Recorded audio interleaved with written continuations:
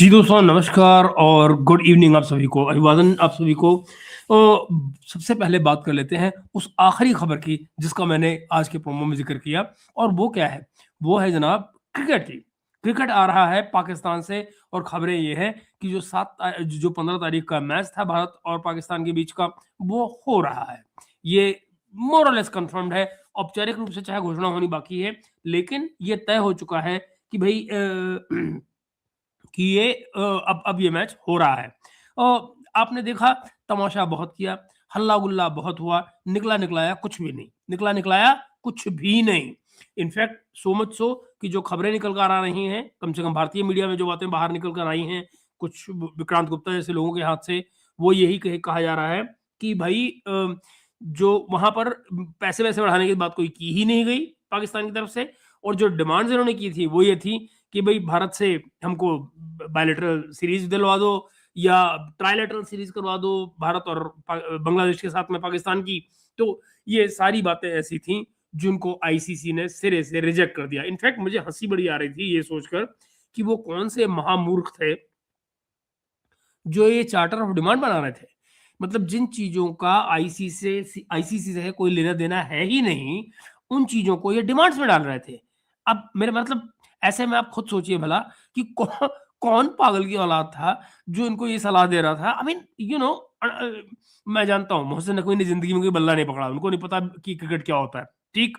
तो कौन वो महापुरुष थे इतने सारे यहाँ पे, कोई डॉक्टर नुमान नियाज, तो कोई राशिद लतीफ, कोई फॉर्मर विकेट कीपर, तो कोई बहुत बड़ा कमेंटेटर, तो कौन पता नहीं एनालिस्ट, सारे के सारे एक से एक बैठे हुए हैं, सुबह से शाम तक डॉलर पे डॉलर छाप रहे हैं यूट्यूब पर। लेकिन मित्रों, आपने कभी नोटिस किया हो, इनमें से क्या कोई भी क्रिकेट बोर्ड के टच में नहीं है?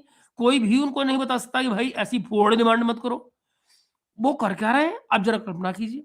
बुला रहे हैं बांग्लादेश के क्रिकेट बोर्ड के चीफ को, वहाँ पतंग उड़ा रहे हैं, कहीं बसंत मना रहे हैं, कहीं कुछ कर रहे हैं। ओह! देखो हमने क्या तीर मार दिए। लेकिन इमेजिन कीजिए कि जिस कंट्री के लिए वो कह रहे हैं हम प्रोटेस्ट कर रहे हैं, वो कंट्री हमारे यहाँ पर जी, शूटर्स की टीम भेज रही है। बाकायदा उनके कोचेज़ आ रहे हैं, यहाँ पर वो आके गेम खेलने की तैयारी कर रहे हैं। ये हालत हो रही है। बांग्लादेश ने ये भी कहा कि हमको आईसीसी का वर्डिक्ट जो है वो कबूल है और हम उनके खिलाफ कोई अपील नहीं करेंगे। नतीजा क्या हो रहा है कि जो 2 डिमांड्स उन्होंने बांग्लादेश के लिए की, वो आईसीसी ने मान ली। मान ये ली कि भैया उनके जो पैसे कटने थे, वो नहीं कटेंगे या उनको जो सालाना पैसे मिलते हैं, उसमें से कोई कटौती नहीं की जाएगी। बात खत्म हो गई। मगर इस सारे के बीच में ये जो दाल भात में मूसल चंद बनने आए थे पाकिस्तान वाले, इनका क्या बना? इनका क्या बना? इनका तो कुछ भी ना बना।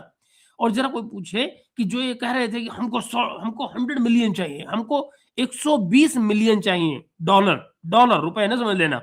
जरा सोचिए, वो सब जी प्रभाकर भाई, राम राम। तो आप जरा खुद ही सोचिए कि मित्रों इनका क्या हुआ फिर? कहाँ गई वो धाकड़ डिमांड्स, कहाँ गई वो बड़ी-बड़ी बातें, कहाँ गई वो ताल ठोकना, वो सब के सब कहाँ रह गए भाई? और इमेजिन कीजिए कि कल जब ये अपनी मतलब उम्मीद ये की जा रही है कि आज देर रात में या कल सवेरे तक ये अनाउंस कर देंगे, फॉर्मल अनाउंसमेंट आ जाएगी इनकी तरफ से, आईसीसी की तरफ से। तो आप जरा मुझे बताइए ये अपनी पब्लिक को क्या कहेंगे कि भाई हम क्या करने के लिए ये प्रोटेस्ट कर रहे थे? क्या करने के लिए इतना ड्रामा कर रहे थे? दुनिया भर के क्रिकेट में। और उससे भी ज़्यादा मुझे मज़ा आएगा ये सोचकर कि वेरी गुड इवनिंग सुखैया जी। मेरी समझ में ये नहीं आ रहा है कि ये जो नासिर हुसैन जैसे लोग हैं, जो इंग्लैंड वाले थे महापुरुष, इनसे पूछो कि बेटा तुमको बांग्लादेश इतना ही पसंद आया, अगर तुम्हें पाकिस्तान इतना ही पसंद आया, तो जाके पाकिस्तान की गोद में बैठते। आ गए हैं यहाँ पर कमेंट्री कर रहे हैं, वर्ल्ड कप में कमेंट्री करने बैठे हुए हैं आकर। आप जरा कल्पना कीजिए। और जहां से पैसे आ रहे हैं उसी की बुराई कर रहे हैं, उनको बीसीसीआई भी बुरा लगता है। तो आई मीन बड़ा मेरा मतलब देखिए, टूर्नामेंट आईसीसी का है, तो मैं ये नहीं कह रहा हूँ कि बीसीसीआई की बुराई नहीं कर सकते हो, जरूर कर सकते हैं। मगर सवाल ये है कि बेटा इस आईसीसी को फीड कौन कर रहा है? इस आईसीसी को फीड कौन कर रहा है? अगर कल को मान लीजिए बीसीसीआई ये तय कर ले कि भाई हम अपनी एक वनडे की सीरीज, तो हम एक अपनी टेस्ट मैच होगी सीरीज, वो सब की सब हम अपनी लॉन्च करना है। जानते हैं दोस्तों, ये सारे के सारी आईसीसी एक दिन में धड़ाम से नीचे गिर पड़ेगी। दुनिया के जो तमाम खिलाड़ी हैं ना, दुनिया के तमाम खिलाड़ी भाग के वो कहेंगे कि हम तो भैया इंडिया वाली लीग खेलेंगे, हमें अपनी कंट्री के लिए नहीं खेलना है। और ये पहले हो चुका है। ये पहले हो चुका है। जब बिग 3 की बात आ रही थी, उस समय पर ये बात आ गई थी और मैं आपको आज बता रहा हूँ, अगर कल को बीसीसीआई ये तय कर ले कि हम अपनी टेस्ट मैचेस की लीग शुरू कर रहे हैं, आप यकीन मानिए दुनिया के तमाम खिलाड़ी अपने मुल्क के लिए खेलना छोड़ के उस लीग में आके खेलेंगे। आज भी चीमा का बेटा क्या कहता है? ये कहता है ना कि बाबर आजम को अगर एक बार आईपीएल खेलने को मिल जाए, तो अगले 10 साल तक पीएसएल खेलने की जरूरत नहीं है। एक बार खेल के 10 साल, अगले 10 साल। आप ज़रा कल्पना कीजिए। और ये चले हैं बातें बनाने। आई मीन मूर्खों की भी हद होती हो गई कि कोई कैसे इस तरह की बातें कर लेता है। कुछ बातें हैं जो सिर्फ पाकिस्तानी ही कर सकते हैं और कोई नहीं कर सकता।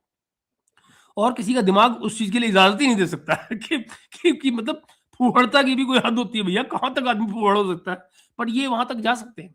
और कल तक जिन बातों को लेकर, नमस्ते कृतिका मैडम, जिन बातों को फ्लेक्स नमस्ते, जिन बातों को लेकर ये कल तक कूद रहे थे, जिन बातों को लेकर जिन बातों को अपना प्रिंसिपल बता रहे थे, उन बातों से आज ऐसे भाग चुके हैं, ऐसे गायब हो चुके हैं जैसे कि गधे की तरह से सींग।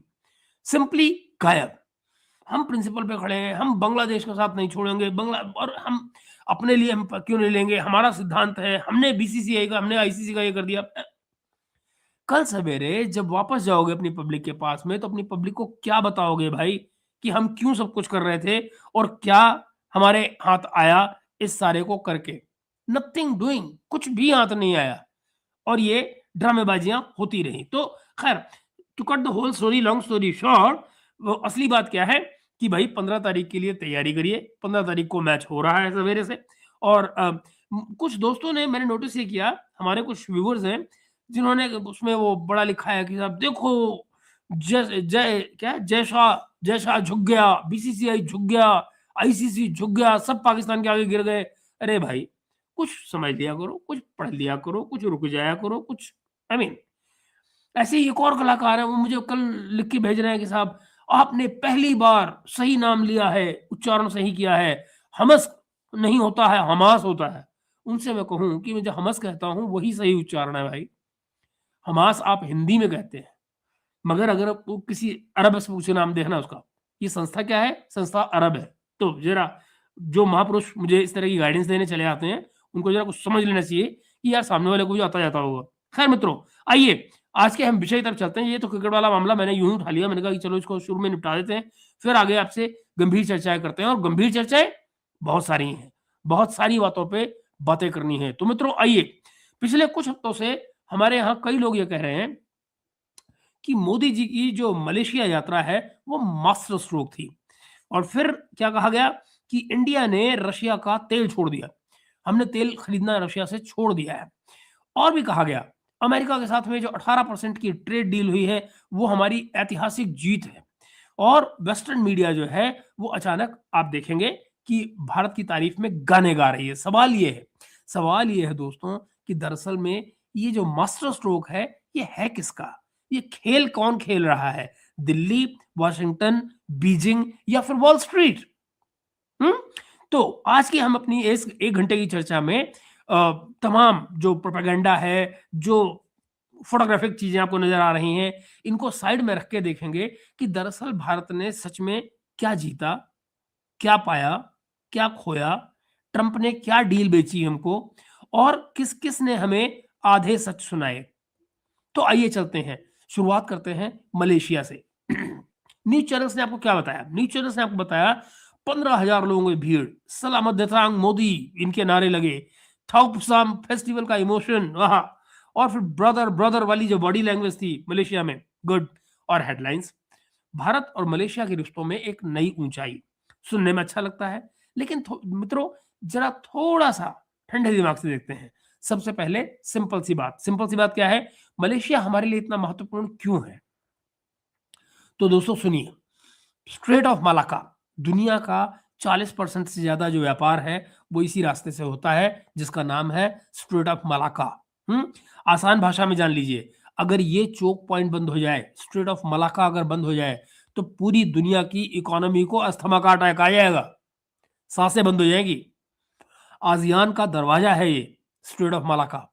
साउथ ईस्ट एशिया की जो मार्केट है, जो सप्लाई चेन्स हैं, जो इलेक्ट्रॉनिक्स है, जो पाम ऑयल है, जो फूड सिक्योरिटी है, ये सब के इन सब में मलेशिया जरूरी होता है। मलेशिया का जो लिंक है वो जरूरी है, इसे आप समझिए। और फिर तीसरी बात, चाइना की शैडो क्या है? बीजिंग भी यही खेल खेल रहा है। कैसे? Port, rail projects, influence, Malaysia. Malaysia वो मैदान है मित्रों जहां चाइना और इंडिया शतरंज खेल रहे हैं। बस दिखाई क्या दे रहा है आपको कि दोनों सूट पहनकर मुस्कुरा रहे हैं, और उसमें कुछ लोग ऐसे हैं जो किसी कोई चाइना का बड़ा गहरा मित्र बनता है तो कोई कुछ, उनके हाथ में कुछ नहीं है, वो सब किनारे खड़े हुए सिर्फ ताली बजाने के लिए रखे गए हैं। वो तालियां बजाएंगे और कुछ नहीं। खेल वहां पर हो रहा है भारत और चीन के बीच में। अब आते हैं रिश्तों की असली कहानी पर। 2019 में दोस्तों, दोस्ती से सीधा आर्थिक थप्पड़। अब कहेंगे आर्थिक थप्पड़ क्या? याद कीजिए महाथिर मोहम्मद को। महाथिर मोहम्मद वो 80 साल 90 साल वाले, वो यूनाइटेड नेशन में खड़े होकर कश्मीर पर उन्होंने लेक्चर दिया था, आपको याद है? और ये वो वक्त था जब इमरान खान पाकिस्तान के प्रधानमंत्री थे और ये भी वहां पहुंचे हुए थे, और सब उन्होंने कहा ओ भारत ने कश्मीर अनेक्स कर लिया है, और सीए पर उन्होंने बड़ी खुल के बातें की। फिर दिल्ली ने क्या किया? दिल्ली ने कोई जोर की आवाज नहीं निकाली, कोई हल्ला गुल्ला नहीं किया, कोई चीख चिल्लाहट नहीं की, कोई धमकी नहीं दी। सीधे एक इकोनॉमिक स्क्रू ड्राइवर निकाला, इकोनॉमिक पेचकस निकाला, आर्थिक पेचकस। वो क्या था? भारत ने मलेशिया का पाम ऑयल का इंपोर्ट एकदम से कम कर दिया। नतीजा, मलेशिया को अरबों डॉलर का झटका लगा। उनके अपने जो किसान थे और जो उनकी इंडस्ट्री थी उस पर सीधा इम्पैक्ट पड़ा। और ये पहला लेसन था, पहला पार्ट था। मोदी और महाथीर की आइडियोलॉजी की बहस जो है वो अपनी जगह है, लेकिन असली जो गेम है, असली जो खेल है, वो व्यापार से खेले जाते हैं। और फिर सरकार बदली, अनवर इब्राहिम आए, नए प्रधानमंत्री जो आए, उन्होंने भी पाकिस्तान के बारे में यूएन रेजोल्यूशंस की बात की, लेकिन टोन जरा तीखी कम रखी, कम तीखी रखी। और फिर दिल्ली ने भी अपना लहजा बदला। 2024 में अनवर की जो इंडिया विजिट हुई उससे रीसेट शुरू हुआ, और फिर क्या हुआ? मलेशिया की ट्रिप 2026 में उसी रीसेट का अगला चैप्टर है। इस बार क्या हुआ है? इस बार फोटो ऑप ही हुए हैं या कुछ और भी हुआ है? हुए हैं जनाब, सुनिए। 11 नए एग्रीमेंट हुए हैं। Trade, defence, semiconductor, health care, food security, consulate इन सबा। सबा में नया कॉन्सुलेट खुला है हमारा वहां पे। और फिर इरादा क्या बताया गया है? इरादा बताया गया है कि व्यापार को 18 से 20 बिलियन से ऊपर लेकर जाना है। लोकल करेंसीज में ट्रेड को एक्सप्लोर करना है। अभी हुआ नहीं है, लेकिन लोकल करेंसीज में ट्रेड होने की तमाम संभावनाओं पर बातचीत शुरू हो गई है। डिफेंस में मैरीटाइम सिक्योरिटी, ज्वाइंट एक्सरसाइजेस, मतलब ये कि मलाका के आसपास भारतीय नेवी की प्रेजेंस और ज्यादा लेजिटिमेट हो जाएगी, बिल्कुल न्याय संगत हो जाएगी। और ये सब अच्छा है, लेकिन एक सवाल यहां पूछना फिर जरूरी है। वो क्या? जाकिर नायक। जाकिर नायक फोटो में नहीं, नेगोशिएशन में जरूर था। फोटो में नहीं था, नेगोशिएशन में मौजूद था जाकिर नायक। जाकिर नायक 2016 से मलेशिया में है। इंडिया उस पर मनी लॉन्ड्रिंग के, हेट स्पीच के, रेडिकलाइजेशन के आरोप लगाता है। भारत उसको वापस चाहता है। मलेशिया क्या कहता है? हमें ठोस सबूत, फेयर ट्रायल की गारंटी, प्रॉपर लीगल प्रोसेस चाहिए। ठीक। मोदी अनवर की हर मुलाकात के पीछे ये वाली फाइल खुल जाती है, लेकिन आपको टीवी पर इसकी सिर्फ 4 लाइन की समरी मिलती है। सच क्या है? सच ये है कि भारत दबाव डाल रहा है, लेकिन उसे अभी तक एक्स्ट्राडिशन नहीं मिला है। मलेशिया भी पूरी तरह मना नहीं कर रहा है, बस कानून और ह्यूमन राइट्स की आड़ ले रहा है। तो क्या मलेशिया विजिट सिर्फ यारी दोस्ती थी? बिल्कुल नहीं। क्या एक क्लासिक मैनेज डिसएग्रीमेंट था, जहां दोनों साइड्स ने कैमरे के सामने भाईचारा दिखाया और जो संवेदनशील मुद्दे थे वहां पर बस इतना किया कि क्राइसिस ना बने? दिल्ली ने मलेशिया को दिखा दिया, क्या दिखा दिया? कि जब जरूरत पड़े तो हम तेल बंद भी कर सकते हैं, जब जरूरत पड़े तो हम पाम ऑयल भी खरीद लेंगे और डिफेंस डील भी करेंगे। इमोशन अलग, हित अलग, इंटरेस्ट अलग। ये पहला जो स्टोरी ब्लॉक था, ये मलेशिया को सिर्फ भाषण नहीं बल्कि पावर पॉलिटिक्स के रूप में फ्रेम करता है। जो गेम चल रहा है हमारे बीच में वो है पावर पॉलिटिक्स का।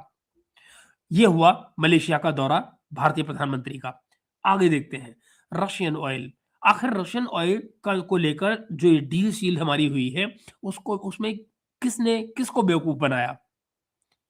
अब आते हैं उस चीज पर जिसने हर भारतीय का जो बिजली का बिल है, पेट्रोल का बिल है, वो हमारा जुड़ा हुआ है, और वो है रूसी तेल।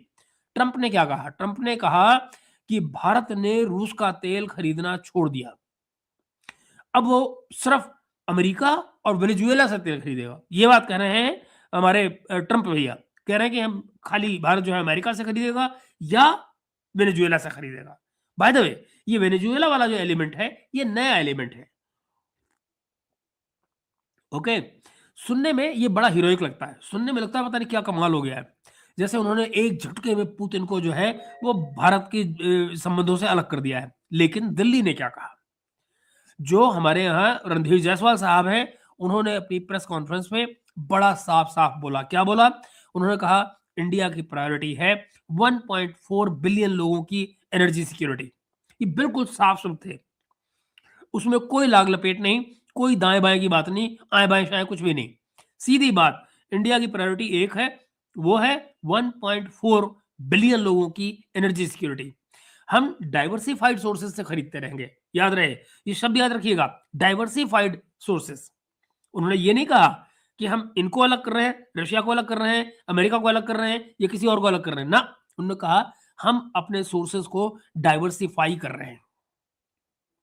और ये प्योरली कमर्शियल है। ये प्योरली टर्म जो है ये कमर्शियल है, डाइवर्सिफाइड सोर्सेस। तो इसको आप आसान भाषा में डिकोड कर सकते हैं। कैसे? हम किसी के नौकर नहीं, सीधी बात ये है। जहां सस्ता तेल मिलेगा हम वहीं से ले लेंगे। तो अमेरिका की जिम्मेदारी क्या है दोस्तों?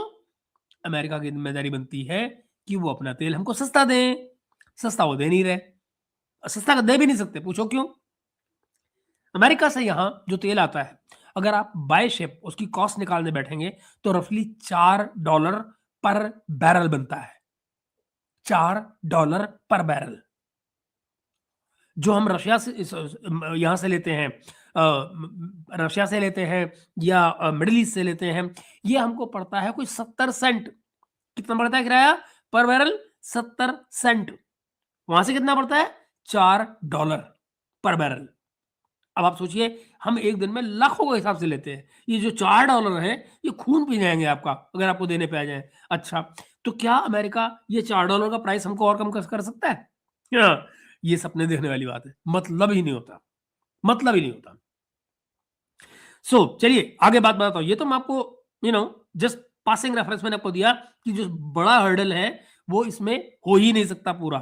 ओके, हमने क्या कहा कि जहां सस्ता तेल मिलेगा हम वहीं से लेंगे। हमें बताओ कि भाई किससे खरीदें, हम अपना हिसाब खुद देखते रहेंगे। आप अपनी ऑफर दीजिए, आप अपनी ऑफर दीजिए। हमको ये बताइए कि आप क्या भाव देंगे हमको तेल। हम उसको मैच नहीं कर सकता अमेरिका। हाँ, हम अमेरिका से कुछ ना कुछ खरीदते रहेंगे। क्यों खरीदते रहेंगे? एक, ट्रंप का मुंह बंद रहे। दूसरी बात ये कि इवन जैसे वेनेजुएला की बात की जाए, वेनेजुएला का जो तेल है मित्रों, उसको भारत में एक तो जो हमारी प्राइवेट कंपनियां हैं, जो जो पब्लिक सेक्टर की कंपनियां हैं, उनके लिए वहां से लेना क्यों जरूरी है? क्योंकि हमारे कुछ पैसे वहां पड़े हुए हैं। आई थिंक कोई 500 मिलियन इस तरह कुछ पड़ा हुआ अमाउंट, तो वो हमको निकालना है। तो ज़रूरी ये है कि हमारी जो प्राइवेट कंपनियाँ हैं, जो पब्लिक सेक्टर की कंपनियाँ हैं, उनका वो तेल वहाँ से निकल आए। तो वेनेजुएला का तेल हम निकालेंगे वहाँ से। हमारे पास जो रिफाइनरीज़ हैं, उनमें प्रोबेबली सिर्फ रिलायंस के पास ये कैपेसिटी है कि हम वेनेजुएला का जो तेल है, उसको रिफाइन कर पाएँ। तो वो कैपेसिटी जो है हमारे यहाँ रिलायंस के पास है। बहुत ज़्यादा इनका जो स्लजी ऑयल होता है इनका। तो सार होता है, स्लजी होता है। ओके। तो रशिया जो है वो बेसिकली अभी भी भारत का सबसे बड़ा ऑयल सप्लायर है, लगभग एक चौथाई इंपोर्ट का। आई थिंक अगर आप टू बी प्रिसाइज कहा जाए, कोई 22% के आसपास का। सेकंड नंबर पे शायद इराक आता है 15% से, अगर मैं गलत नहीं हूं तो। यूएस का जो हिस्सा है इसमें वो सिंगल डिजिट में आता है। तो 1 से 9% में कहीं भी गिन लीजिए आप। वेनेजुएला जो है वो भी डिस्कशन में है, और उसका जो टेस्ट है सॉरी, जो उसका टेस्ट है वो कार्गो फेज में है वेनेजुएला के तेल का। कुछ शिपमेंट है, कुछ कुछ सप्लायर जो है वो रशिया ही है। मेन सप्लायर हमारा जो है वो अभी भी रशिया ही है। अच्छा, इसका जो गणित मैंने आपको बताया कि जहाँ एक तरफ यहाँ से हमें जो फ्रेट पड़ रहा है, वो करीब 70 सेंट पर बैरल पड़ रहा है। ये जो हम अमेरिका से लेने की जो बात आ रही है, अमेरिका या अर्जेंटीना से, वो करीब $4 आ रहा है पर बैरल। तो वो मैथमेटिक्स उसका बनता नहीं है। फ्रेट का सिंपल मैथमेटिक्स है, रशिया से हमारी दूरी कम पड़ती है, पाइपलाइन, शिपिंग रूट ये सारे मैनेजेबल हैं, ठीक है ना? डिस्काउंट भी ऊपर से मिल रहा है, तो फिर ज़ाहिर है हमको बल्ले-बल्ले हो जाते हैं वहाँ पे। और फिर अमेरिका और वेनेजुएला से अगर हम तेल लेंगे, तो फ्रेट अपने आप $2.5 से लेके $4 के बीच में कहीं घूमने लग जाता है एकदम। तो ये आखिरी पैसे कौन देगा भाई? या तो ये पैसे वहाँ कम हो, आपके प्राइस में कम हो, जो ओवरऑल आपका प्राइस है, मान लीजिए आप रशिया से हमको बराबर का तेल रशिया के बराबर भी कर देते हैं, तो भी रशिया के प्राइस से भी आपको $2 या $4 नीचे जाना पड़ेगा डिपेंडिंग अपॉन कि आप वेनेजुएला से भेज रहे हैं या अमेरिका से भेज रहे हैं। तो ट्रंप का नैरेटिव क्या है दोस्तों? और फिर उस इसके अलावा ये पैसे आखिर देगा कौन? जो ये पैसे किराए वाले पैसे हैं, फ्रेट वाले पैसे हैं, ये कौन देगा? तो आप देंगे, मैं दूँगा, पेट्रोल पंप पर कौन देगा? कोई तो भुगतान करेगा ना इसका। तो ट्रंप का नैरेटिव क्या है? ट्रंप का नैरेटिव ये है दोस्तों कि मैंने भारत को रशिया से दूर कर दिया। मैंने भारत को रशिया से दूर कर दिया। सच्चाई क्या है? सच्चाई ये है भैया कि भारत ने 2 नावों पे पैर रखे हुए हैं। डिस्काउंट भी ले रहा है और अमेरिका से टैरिफ का कट भी ले रहा है। ये देखिए आप, ये है खेल तमाशा बढ़िया वाला। हुँ, सॉरी दोस्तों। क्या कर रहा है? रशिया से हम तेल भी ले रहे हैं सस्ता, डिस्काउंट भी ले रहे हैं और अमेरिका से टैरिफ में कट भी ले रहे हैं। हुँ? रशिया को जो असली चोट है, वो कहाँ से लग सकती है? ऑयल मार्केट में अब एक डर फैलाया जा रहा है दोस्तों। ऑयल मार्केट में डर फैलाया जा रहा है क्या? कि अगर रशिया का 5 million barrel per day supply वाक़ई में कट जाती है, 5 मिलियन यानी भारत यूँ लो मान लो ना कि आप भारत और चीन को जो आने वाला रशिया का तेल है, अगर उसको काट दिया जाता है, ये नहीं लेते, तो उनका जो टोटल सप्लाई बाज़ार में जो आती है, वो 5 मिलियन बैरल पर डे के हिसाब से कम हो जाएगी। अगर वो कम हो जाती है, तो आप ज़रा सोचिए तेल का दाम कहाँ जाएगा? ऐसे में दुनिया में तेल का दाम जनाब 20 एक 120 से लेकर $300 बिलियन तक जा सकता है। राइट नाउ क्या है? राइट नाउ 62 टू 65 के आसपास घूम रहा है। ठीक? आप सोचिए विदिन कपल ऑफ डेज़ ये जो प्राइस है, ये $120 से लेकर और $300 तक जा सकता है। क्यों? क्योंकि आप रशिया का तेल आने में रोक दें अगर बाज़ार से। तो ये एक्चुअली प्रैक्टिकली इम्पॉसिबल है। ना अमेरिका उस कमी को आप सोचिए ना, अगर भारत आज रशिया से तेल लेना बंद कर दे, बड़ी आसानी बात है, कर सकता है। क्या उस तेल को जो हम रशिया से नहीं लेंगे, अमेरिका दे सकता है, सप्लाई कर सकता है? नहीं, है ही नहीं। वेनेजुएला सप्लाई कर सकता है, प्रोडक्शन ही नहीं हो रहा है। तो बात क्या हो रही है भाई? आप भारत से चाह रहे हो कि हम अपने लोगों को जो एनर्जी की उनकी ज़रूरत है, वही खत्म कर दें क्या? उनकी ज़रूरतों को पूरा ही ना करें? अमेरिका क्या चाहता है?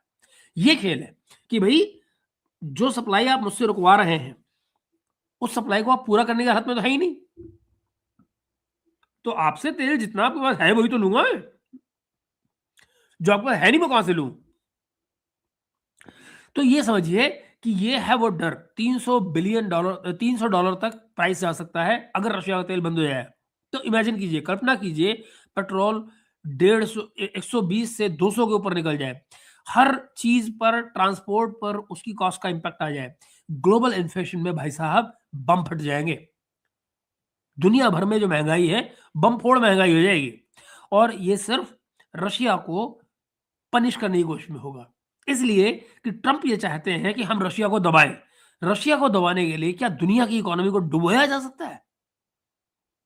ये कौन-सी कीमत होगी जो ट्रंप की मंशा को पूरी करने के लिए दुनिया देगी? दुनिया क्यों दे इस कीमत को यार? अगर अमेरिका ने अपने यहाँ एक पागल को राष्ट्रपति बना लिया है, तो क्या दुनिया उसका भुगतान करे? ये है वो क्रिटिकल सवाल। ये है वो कानूनी सवाल क्रिटिकल सवाल जिसको पूछे जाने की ज़रूरत है कि why should world bear the price of American people's choice? It is their choice. तो दोस्तों क्या आप पुतिन को चोट पहुँचाने के लिए पूरी दुनिया की जेब फाड़ने के लिए तैयार हो रहे हैं? ये बड़ा सवाल है। तो भारत का खेल क्या है? भारत का खेल ये है कि पब्लिसिटी जो है, जो पब्लिकली भारत कहता है, पब्लिकली रूल बेस्ड ऑर्डर की बात, शांति की बात, या प्रैक्टिकली हर डायरेक्शन में तेल की पाइप को खोल कर देखना, Russia, America, middle east, Venezuela, जहां भी कहीं जिसके पास भी तेल है, हम तो भैया सबसे लेने को तैयार है। दाम अच्छा चाहिए, क्वालिटी चाहिए, बात खत्म। तेल है दे दो, जिसके पास जितना है हम मांग लेंगे, दे लो भैया, अपने दाम लो, कहानी खत्म। बट ये कि कोई तीसरा देश हमको ये तय करके बताए कि किससे लो और किससे ना लो, ये भला कैसे होता है? क्या अमेरिका किसी की सुनता है क्या जब उसे कुछ करना होता है? तो मित्रों, दिल्ली ने अभी तक रशिया से तलाक नहीं लिया है, ये सच्चाई है। या यूं कहा जाए, दिल्ली ने रशिया के तेल से अभी तक तलाक नहीं लिया है। सिर्फ एक नया अफेयर शुरू कर दिया है, नई गर्लफ्रेंड पाल ली है, जिसका नाम क्या है? एक का नाम है अमेरिका, दूसरा का नाम है वेनेजुएला। हम दोनों से बात कर रहे हैं। एंड न भूलिएगा, वेनेजुएला के पास में इनके आक्रमण से पहले से ही जो इन्होंने वहां से मदुरो को जो उठाया है, वेनेजुएला के राष्ट्रपति को, उनके उठाए जाने से पहले से ही भारत की जो प्राइवेट, जो पब्लिक सेक्टर की कंपनियां हैं, इनका पैसा वहां पे गया हुआ था तेल के लिए। तो वो हमारी कंपनियों के बचाव के लिए भी जरूरी है कि हम बात करें, अपना काम चलाएं, धीरे से हमारे पैसे आ जाए, हमारे पैसों को बराबर का तेल आ जाए, काम खत्म। बात हम लेंगे वहीं से। देखिए मित्रों, आप समझिए, अमेरिका क्या चाहता है, अमेरिका जाने। हमने क्या देखना है? हमने देखना है अपनी पब्लिक का भला, बात खत्म। तो वो अमेरिका को अच्छा लगता है नहीं लगता है, ये हमारा कंसर्न नहीं होना चाहिए। आइए चले तो अगले सेगमेंट पे चलते हैं मित्रों, कि देखिए अमेरिका की बात कर लेते हैं। 18% की जो डील है, 18% की जो डील है, ये दोस्ती नहीं है, दरअसल ये दुकान है। अब मैं क्यों कर रहा हूं ये बात? अब आते हैं उस डील पर, ये जो अमेरिका के साथ हुई है। इसको कई लोग बड़ी हिस्टोरिकल जीत बता रहे हैं। अमेरिका और इंडिया, हमारी जो इंटरिम ट्रेड फ्रेमवर्क बना है, 18% टैरिफ हो गया है। थोड़ा और पीछे चलते हैं, 2025 में चले जाते हैं। 2025, एनएस हरिबिलिस, यानी भरोसा कहां टूटा? भरोसा कहां टूटा?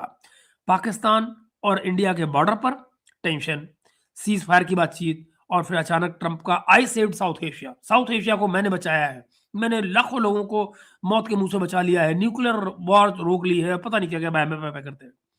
और फिर जनरल आसिम मुनीर को व्हाइट हाउस में रेड कार्पेट देकर लंच कराते हैं। ओके, भारत के लिए ये फोटो अपॉर्चुनिटी नहीं थी। भारत के लिए ये सिर्फ ट्रंप के यहाँ पर इनका जाना जो है, वो खाली एक इवेंट नहीं था, भारत के लिए वो एक सिग्नल था।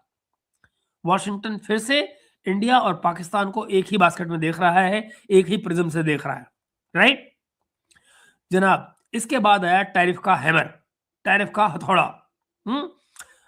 Textiles, jewellery, leather, small manufacturer, ये सब 50% पर टैरिफ। सूरत, जयपुर, कानपुर, इस तरह के जो हमारे तमाम एक्सपोर्टर्स थे, ये सीधे इनके लिए सीधा ये मौत का नोटिस था, उनके व्यापार के लिए ये मौत का नोटिस था, इन एक्सपोर्टर्स के लिए। तो 2026 का जो 18% वाला जो डील है, ये शुरू कहां से होता है? ये कोई रोमांटिक गाना नहीं है मित्रों, जो बल्कि एक आईसीयू का इमरजेंसी इंजेक्शन है। अब आप पूछे, मैं बातें ऐसी ऐसी बातें क्यों कर रहा हूँ? मैं फिर आपको बता दूं, ये रोमांटिक सॉन्ग नहीं है, कोई रोमांटिक गाना नहीं है। जो हुआ है 18% वाला, ये आईसीयू का इमरजेंसी इंजेक्शन है, ताकि भारत का जो एक्सपोर्ट सेक्टर है, ये पूरी तरह से मर न जाए कहीं। दरअसल ये 18% है क्या? इंडस्ट्रियल गुड्स पर टैरिफ को 50 से 18 पर लाना एक राहत है निश्चित रूप से, लेकिन ये कोई फ्रेंडली रेट नहीं है, समझिए इस बात को। ये 50% से 18% पे आना राहत जरूर है, लेकिन ये कोई फ्रेंडली रेट नहीं है। कॉम्पिटिटर जो कंट्रीज हैं, कई प्रोडक्ट्स पर इससे भी कम या जीरो पे बैठे हुए, जिनसे हमारा कंपटीशन है। ट्रंप जो है वो अपने वोटर को बेच रहे हैं। क्या बेच रहे हैं? मैंने भारत को झुका दिया, मैं रशिया को छुड़वा दिया इंडिया से, इंडिया और रशिया को मैंने अलग करवा दिया है, और फिर $500 बिलियन का अमेरिकी गुड्स का खरीदने का वादा ले लिया है। ये भी वो अपने वोटर को बेच रहे हैं, मागा वालों को बेच रहे हैं कि देखो, हमने इंडिया को दबा दिया है, $500 बिलियन जो का सामान हमसे खरीदा जाएगा, है ना। वो आफ्ताब आलम जैसे क्या है, अफ्तार आलम, हाँ अफ्तार आलम जैसे लोग जो हैं, जो पाकिस्तान में बैठे हैं, उन्होंने बाकायदा इसके ऊपर पूरे पूरे व्लॉग किए। अरे इतना तो इंडिया की इकोनॉमी में दम ही नहीं है, $500 का सामान कैसे, $500 बिलियन का सामान कौन से ले लेंगे, कैसे ले लेंगे, भारत का तो कबाड़ा हो जाएगा। मोदी ने भारत की जनता को बेच दिया है, भारत की जनता के हितों को बेच दिया है, वो ये कह रहे हैं। अच्छा जी, कोई बात नहीं। तो जरा बस समझिए इस 500 बिलियन को भी, 500 बिलियन को बड़ी साधारण सी भाषा में समझ लीजिए। आज जो इंडिया जो अमेरिका से जितना भी सामान लेता है, उससे रफली 10 गुना तक जंप की बात की जा रही है जब हम 500 बिलियन की बात करते हैं। किसी भी रियलिस्टिक होराइजन में ये संभव दिखता ही नहीं, ये किसी भी तरह से संभव हो ही नहीं सकता। अच्छा, ये ज्यादातर क्या है, पॉलिटिकल एडवर्टाइजिंग का नंबर है, ये खाली एक पॉलिटिकल एडवर्टाइजिंग है, इससे आगे कुछ भी नहीं। मोदी की तरफ से सचिवों को नोटिस करिए, उनके भाषण में 500 बिलियन का कोई जिक्र नहीं है, कोई भी जिक्र नहीं। रशियन ऑयल छोड़ने की मोदी जी ने कोई बात की ही नहीं, सिर्फ 18% और दोस्ती की बातें, विश्वास की बातें, ये करके उन्होंने बात खत्म कर दी। ना उन्होंने रशिया का नाम लिया उस बात में, और ना उन्होंने बात की कहीं 500 बिलियन की, कुछ भी नहीं की।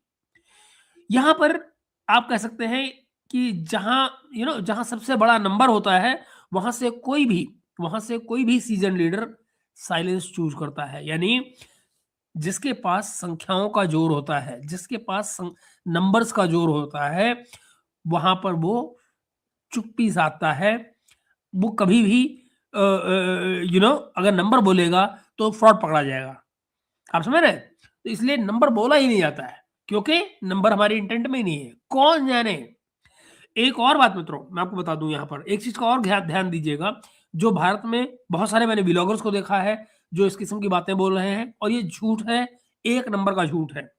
लोग ये कह रहे हैं कि डोवाल साहब अमेरिका गए सितंबर के महीने में, सॉरी, डोवाल साहब अमेरिका गए और उन्होंने वहां जाकर एक सील बंद लिफाफा दिया। उस सील बंद लिफाफे में एक धमकी थी, और धमकी ये थी कि चाहे हमको ट्रंप के जाने तक का इंतजार करना पड़ जाए, डील हमारी शर्तों पे होगी वरना नहीं होगी। हेलो भैया, मेरी बात सुनो। भारत सरकार ने, एमईए ने, सबने छूटते ही तुरंत का तुरंत इसको खंडन किया है और कहा है ऐसा कुछ नहीं हुआ है, ना ऐसी कोई बात हुई है, ना ऐसी कोई विजिट हुई है। बड़ी कड़ाई से उन्होंने इसको मना किया है। मगर भारतीय ब्लॉगर्स, कुछ तो ऐसा बोलना है कि जिससे कहीं से कोई फंडिंग मिल जाए, और कुछ नहीं तो व्यूज ही मिल जाए, खाली डॉलर आ जाएंगे, कुछ क्या दिक्कत है। तो ये जो कहानियां आपको सुनाई जाती हैं, इनसे भी बचकर रहिएगा। कि ये जो चमत्कार दिखाया था, डोवाल साहब चले गए, उन्होंने अमेरिका को धमका दिया, मारेंगे अगर तुमने कुछ किया तो, ना, ऐसा कुछ नहीं हुआ है, ये फजूल की बात है। ओके, आगे बढ़िए।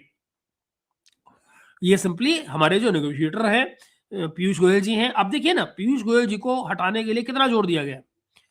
तमाम जो इनके लोग हैं ट्रंप के, वो पीछे लगे रहे हैं भारत सरकार के कि भैया नेगोशिएशन आगे कैसे बढ़ेगी, इस आदमी को हटाओ।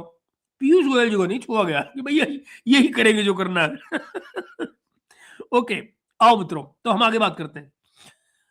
जरा देखते हैं कि इसकी हिडन कंडीशंस क्या हैं। भारत ने कृषि को लेकर, एग्रीकल्चर को लेकर अपनी कुछ लाइनें बड़ी साफ रखी हैं। वो क्या है? जीएम फूड या कुछ सेंसिटिव क्रॉप्स, डेयरी, इनका दरवाजा अभी भी बिल्कुल बंद है, या फिर बहुत मिनिमम है, कहीं कुछ है ही नहीं, उन पे कोई बात हो ही नहीं रही। जीएम फूड का कोई लफड़ा ही नहीं है। सेंसिटिव क्रॉप्स जो हमारे यहाँ की हैं, उनका दरवाजा बंद ही रहेगा। डेयरी बिल्कुल बंद है। जो इंडस्ट्रियल या टेक्नोलॉजिकल जो टेक्निकल गुड्स है, उनमें स्पेस खुला हुआ है, उनमें आप आए और इन्वेस्ट करें, कोई दिक्कत नहीं। एआई चिप्स का रास्ता पूरी तरह खुला हुआ है, हाई एंड इक्विपमेंट का रास्ता पूरी तरह खुला हुआ है। बदले में अमेरिका ने टैरिफ पर रियायत दी है, और रशियन तेल पर जो पब्लिक नैरेटिव है वो अमेरिका ने टफ रखा है। उनकी उनकी सुटेबिलिटी, उनका पॉलिटिकल नैरेटिव, वो अपने लोगों के लिए क्या कर रहे हैं, उनकी मर्जी। हमारी कोई जिम्मेदारी थोड़ी बनती है। हमने कहीं राइटिंग में नहीं कहा है क्या कि हम लेंगे, नहीं लेंगे 500 बिलियन, हमारा कोई इरादा ही नहीं।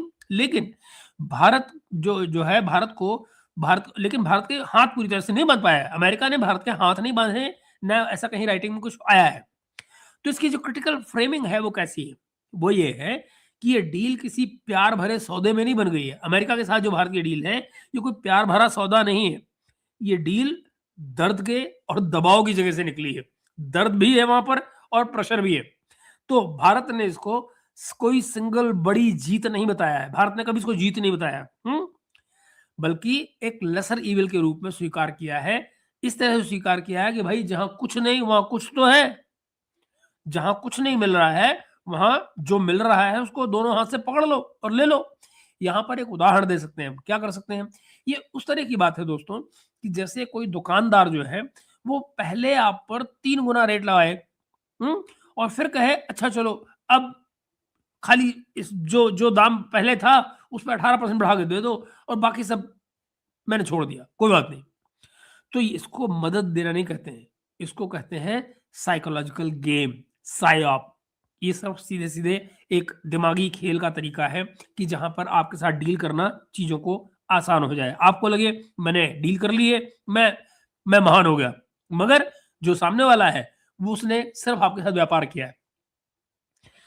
आगे चलते हैं दोस्तों और बात करते हैं कुछ मीडिया की भी। तो देखिए क्या कहानी है।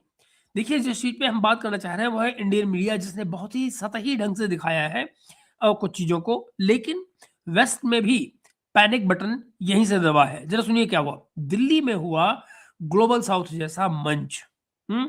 वहां मोदी जी ने एक बड़ी सीधी सी बात कही। क्या बात कही कि मोदी जी भी मजे लेते रहते हैं इनसे। कहते स्विफ्ट जैसे पुराने सिस्टम रोटरी फोन की तरह से है। ये बात कही मोदी जी ने। स्विफ्ट जैसे जो सिस्टम है, ये अब पुराने रोटरी फोन की तरह से हो गए। अब दुनिया को नए डिजिटल रेल चाहिए, डिजिटल प्लेटफॉर्म चाहिए, नो नई चीजें चाहिए। साथ में उन्होंने क्या कहा कि जो डिजिटल रुपी इंफ्रास्ट्रक्चर की बात है, वो भी उन्होंने की। साथ ही उन्होंने और क्या किया, लोकल करेंसी में ट्रेड करने की बात की, लोकल करेंसी ट्रेड सिस्टम, और ग्लोबल साउथ के लिए ऑल्टरनेटिव पेमेंट नेटवर्क बनाने की बात की। आप समझ रहे हैं। अब जरा देखिए 24 घंटे के अंदर यानी मोदी जी के कहने के 24 घंटे के अंदर 23 देश 23 कंट्रीज ऑन बोर्ड आ गए। काहे के लिए आ गए? लोकल करेंसी ट्रेड सिस्टम में आ गए वो, हैं? स्विफ्ट से अलग होने के लिए आ गए, डिजिटल रुपी इंफ्रास्ट्रक्चर में आ गए, और ग्लोबल साउथ के लिए जो अल्टरनेटिव पेमेंट नेटवर्क की बात की उसमें वो शामिल होने को आ गए। 23 देश तुरंत आ गए। अब इसके साथ ही एक और घटना हुई। जो डॉलर इंडेक्स था 3.7% धड़ाम से नीचे गिरा। 3.7%। ये कोई छोटा भावनात्मक गिरावट नहीं थी, कोई इमोशनल गिरावट नहीं थी। ये बाजार का सीधा डर था। डर क्या था कि भारत सच में डॉलर की मोनोपोली को चैलेंज कर सकता है ना। ये यहां पर आया बात कि भारत सच में डॉलर की मोनोपोली को चैलेंज कर सकता है। यहां पर वेस्टर्न मीडिया का मेल्टडाउन शुरू हो गया, पश्चिमी देशों का मेल्टडाउन शुरू हो गया। क्या? देखिए इंटरेस्टिंग चीज क्या है। यही वेस्टर्न मीडिया जो सालों से इंडिया पर खाली लेक्चर दे रहा था, इंडिया में डेमोक्रेसी कम है, इंडिया में ह्यूमन राइट्स कम है, इंडिया में बैकस्लाइडिंग ऑफ डेमोक्रेसी हो रही है। आपको याद है ये भी सवाल पूछा गया था जयशंकर जी से एक जगह कि backsliding of democracy is happening in India. Okay, अचानक वेस्टर्न मीडिया अपनी टोन बदल देता है। सीएनएन, बीबीसी ऐसी जगहों पर इंडिया पर नए टाइप के स्पेशल प्रोग्राम बनने लग जाते हैं। और क्या कहते हैं, Indian ministers, Indian diplomats, Indian technology leaders, ये सडनली उनके प्राइम टाइम पर नजर आने लग जाते हैं। क्यों? अगर आप 1.4 बिलियन लोगों की मार्केट से कट जाते हैं दोस्तों, तो आपका एड रेवेन्यू, आपका सब्सक्रिप्शन, सब कुछ जड़ से हिल जाता है। ये सिर्फ नैरेटिव नहीं, ये पैसे की लड़ाई है। पैसे की लड़ाई। 1980 का दशक मैं बताऊं आपको दोस्तों, जब मैं यूरोप में रहा करता था, मैंने क्या देखा था। वहां के अखबारों में भारत की जो खबरें आती थी ना, आती ही नहीं थी। जो खबर आती थी तो क्या कोई फोटो आते थे, सपेरा सांप बना रहा है, वो सांप जो सर हिला रहा है, ये फोटो आते थे। या कभी कोई और खबर आई, ओ इंडिया की यहाँ पर 8 साल की बच्ची का ब्याह हो गया, ये खबर आती थी। यूरोप के अखबार में इस तरह खबरें आया करती थी। आप यकीन नहीं करेंगे, ये 1997-8 की बात है। हाँ 1998 की बात है। 1998 की बात है। मैं जर्मनी के एक शहर में था। मैंने किसी प्रोफेसर से गया हुआ था ट्यूबिंगन। ट्यूबिंगन में एक इंडोलॉजिस्ट था जिसने मुझे बताया, और मैं मेरी जानकारी में उस समय पर ये पहली बार बात आई थी। मैं ईमानदारी से बता रहा हूँ, हो सकता है मेरी जानकारी कम रही हो। 1998 में मुझे पहली बार, बल्कि 1997 दिसंबर की बात है, 98 में जनरल टर्म में कह रहा हूँ, 1997 दिसंबर की बात है, जब क्रिसमस के टाइम की, जब उसने मैं मिल रहा था उसके साथ में। उसने कहा कि महेश, आप जानते हैं भारत आईटी टेक्नोलॉजी में बहुत तेजी से ऊपर आ रहा है और आने वाले दिनों में दुनिया को लीड करेगा। आप यकीन नहीं करेंगे, सीना चौड़ा हो जाता है सुन के, दिल खुश हो गया था देख के। मुझे अभी तक याद है, वो दिन में कभी भूला नहीं आता किसी लिए। मुझे इतनी खुशी मिली, मैंने कहा वाह, पहली बार वेस्ट में मैंने किसी को डरते हुए देखा था भारत के नाम से। वो कब का समय था? 1997 दिसंबर, क्रिसमस के टाइम पर मैंने यूरोपियंस को पहली बार डरते हुए देखा था कि भारत आईटी में आगे आ रहा है और दुनिया को लीड करने जा रहा है। आप जरा सोचिए, शायद हमारे अपने लोगों को भी उस टाइम पर इतनी खबर ना थी, पर उनको अंदाजा था कि भाई ये परिवर्तन आ रहा है, चेंज आ रहा है इंडिया में। ओके, आइए। तो यहीं पर मित्रों, जो मैंने आपसे कहा कि जिस दिन दिल्ली ने ट्रेडिंग और पेमेंट सिस्टम का गेट अपने हाथ में लिया, उसी दिन से जो नैरेटिव का रिमोट कंट्रोल भी दिल्ली के पास आने लग गया। लेकिन यहां पर एक जरूरी सवाल भी उठाना चाहिए, क्रिटिकल ऑनेस्टी के लिए सवाल उठाना चाहिए। वो क्या है कि जब सीएनएन, बीबीसी जैसे चैनल जो हैं, ये गेट कीपर थे खबरों के, इन्होंने ग्लोबल साउथ की आवाज दबाई, बहुत सारे नैरेटिव जो थे वो डिस्टॉर्ट किए। और अब अगर कल इंडिया खुद गेट कीपर बन जाए, तो क्या हम वही गलती दोहराएंगे जो सीएनएन और बीबीसी ने उस समय पर की थी? क्या हम अफ्रीका या छोटा एशिया या अपने ही पड़ोसी देशों की आवाज दबाएंगे? ये सवाल थोड़ा सा अनकंफर्टेबल जरूर है, लेकिन ये फर्क डालता है दोस्तों। नेशनलिस्टिक शो और मैच्योर शो में यही फर्क होता है। तो हमें देखना ये होगा कि हम कौन सी राह चुनते हैं। मैं जानता हूं कि आप जो राह चुनेंगे, या आपका आपका जो सिलेक्शन होगा वो सही होगा। दूसरी बात, ये तमाम मैंने जो आपको कहानियां सुनाई, ये क्या थी? ये 4 कहानियां थी दोस्तों। ये 4 कहानियां थी। इनको अगर आप देखेंगे तो हमने क्या देखा? मलेशिया, जहां पर स्टेज पर आपको दोस्ती नजर आ रही थी। बैक स्टेज में Zakir Naik, palm oil, China, Malacca, Malacca strait, इन सब की फाइलें खुली हुई थी। हम उन पर बात कर रहे थे। दूसरी, रशियन ऑयल, जहां पर ट्रंप विक्ट्री स्पीच देते हुए नजर आते हैं आपको, लेकिन दिल्ली अभी भी वही डिस्काउंट से तेल ले रहा है और अपने डाइवर्सिफिकेशन का खेल खेल रहा है, राइट? तीसरा, 18% की जो ट्रेड डील अमेरिका वाली है, जिसको कुछ लोग हिस्टोरिक बोल रहे हैं, जबकि असल में ये उस भरोसे का सिर्फ प्लास्टर है, पलस्तर है भाई। असली बात नीचे है। 18% पे ये मत समझो कि हमारी बस हो गई ना। 18% भी हमारे लिए फ्रेंडली नहीं है। तो आगे देखिए, 2025 का जो व्हाइट हाउस और रावलपिंडी का जो रोमांस है, ये उससे टूटा हुआ एक फूल है जो गिरा है। दिल्ली डिक्लेरेशन, जिसने वेस्टर्न मीडिया को याद दिलाया कि अगर आप हमको लेक्चर देंगे तो जनाब, एक्सेस, रिस्पेक्ट और फेयरनेस नहीं देंगे, तो हम अपना सिस्टम खुद बना लेंगे। हम अपना सिस्टम खुद बना लेंगे, अपनी ग्रुपिंग अलग बना लेंगे। हमें ना किसी नेटो की जरूरत है, तो न हमें किसी क्वाड की जरूरत है। पेमेंट का और नैरेटिव का भी अलग सेगमेंट बन सकता है, ये भी भारत ने दिखा दिया। और इन सब में एक कॉमन लाइन है। वो क्या है? भारत अब किसी का फॉलोअर नहीं बनना चाहता, ना रशिया का, ना अमेरिका का, ना बीजिंग का, ना लंदन का, ना न्यूयॉर्क का, ना किसी मीडिया का। लेकिन साथ में सच ये भी है दोस्तों कि हर एक डील में कुछ समझौते होते हैं, कंप्रोमाइज होते हैं। हर एक हैंडशेक के पीछे कुछ ट्रेड ऑफ होते हैं, लेन देन होता है। हमारा काम यह है कि हम सिर्फ झंडा और नारा ना देखें, बल्कि बिल भी देखें। कौन कितना मुनाफा कमा रहा है, और ये मुनाफा किसकी जेब में जा रहा है, किसकी जेब से आ रहा है। आज की रात अगर आप सिर्फ इतना सोच लें कि नेक्स्ट टाइम कोई भी लीडर जब बोले ये हिस्टोरिक डील है, मास्टर स्ट्रोक है, तो हम सिर्फ एक सीधा सवाल पूछें, और वो ये कि भाई, ये मास्टर स्ट्रोक किसके लिए है? अगर ये सवाल आपके दिमाग में आ गया, तो आप यकीन मानिए, इस पिछले कितने 45 मिनट में ये जो बकबक मैं कर रहा हूं, मुझे लगेगा कि मैं सफल हुआ। मित्रों, आइए अब मैं आपको चलता हूँ सवालों की तरफ को और देखता हूँ कि आप क्या कह रहे हैं। जी मित्रों, अम, सुखी जी, कीर्तिका, फ्लैक्स, हम यहाँ तक आ गए थे और फिर जी, साहू जी राम राम और भारत के लोग बहुत तेजस्वी हैं सर।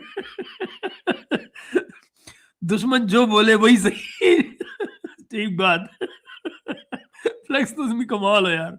ओके, साहू जी कह रहे हैं सर इंडिया पाकिस्तान का फाइनल फाइनल हुआ लफड़ा। जी हो गया साहू जी, हो गया लफड़ा फाइनल, खेल रहे हैं इनको।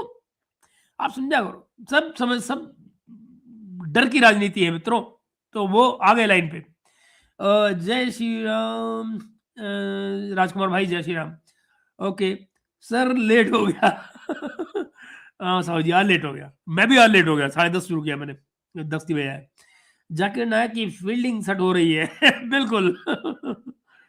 Okay sir, US has also signed a reciprocal tariff agreement with Congolese which says zero reciprocal tariff on textiles and apparel goods from G. See, this is what I mean.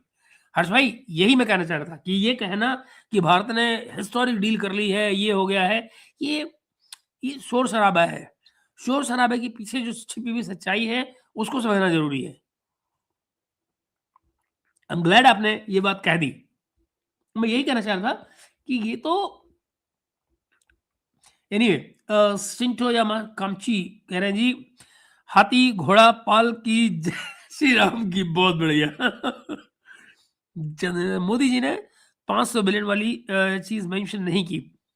ये Trump ने बस हवा में छोड़ दिया है, हवा में छोड़ा है। और ये देखिए ना कि मैं कमेटियां बना रहा हूँ, वो देखेंगी कि भारत जो है वो कहीं रशिया से तेल ले तो नहीं रहा है, अगर ले रहा होगा हम दोबारा सैंक्शन लगा देंगे। फजूल में कहानियां गढ़ ले भैया, लगा लेगा तो अपनी इकोनॉमी का बेड़ा गर्क करेगा, भारत का क्या बिगाड़ लेगा।